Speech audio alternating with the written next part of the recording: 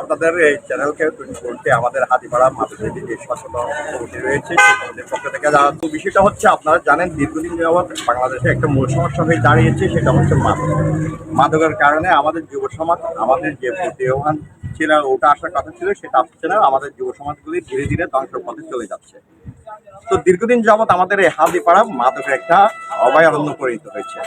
তো আমরা আপনারা জিজ্ঞেস করেছেন এটা হঠাৎ কেন আপনারা জেগে উঠেছি, আসলে আমরা উপলব্ধি করতে পেরেছি আমাদের সমাজকে যদি বাঁচাতে হয়, আগামীতে যদি আমরা প্রতিভাবান ছেলেদেরকে যদি রাষ্ট্র গড়ার জন্য কাজে নিয়োজিত করতে চাই, তাদেরকে অবশ্যই মাদকের বিরুদ্ধে লড়াই নামতে হবে এবং মাদককে আমাদের সম্পূর্ণভাবে নিষিদ্ধ করতে হবে। সেই উপলব্ধি থেকে আমাদের এই লড়াই শুরু।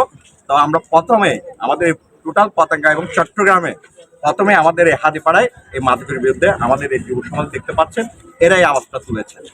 আওয়াজটা তোলার পর আমরা চেষ্টা করে যাচ্ছি প্রতিনিয়ত মাদককে একটা নিয়ন্ত্রণের মধ্যে নিয়ে আসার জন্য। হয়তো আমরা 100% এটাকে বন্ধ করতে পারবো না, কিন্তু আমরা চেষ্টা করছি আগামী ভবিষ্যৎ প্রজন্মের জন্য এই মাদকের দিকে ধাবিত না হয় এবং আমরা যারা মাদকের দিকে ধাবিত হয়ে গেছে তাদেরকেও একটা শৃঙ্খলার মধ্যে আমরা নিয়ে আসার চেষ্টা করতেছি।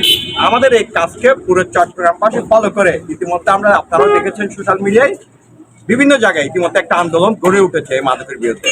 তা আমরা আশা করছি আপনারা মিডিয়াগুলো যদি আমাদেরকে এভাবে সহযোগিতা করেন তাহলে আগামীতে আমরা একটা সফল হব মাদকের বিরুদ্ধে এবং সফলতার দিকে যাব এবং সেজন্য আপনাদের সকলের আমি সহযোগিতা আশা করছি।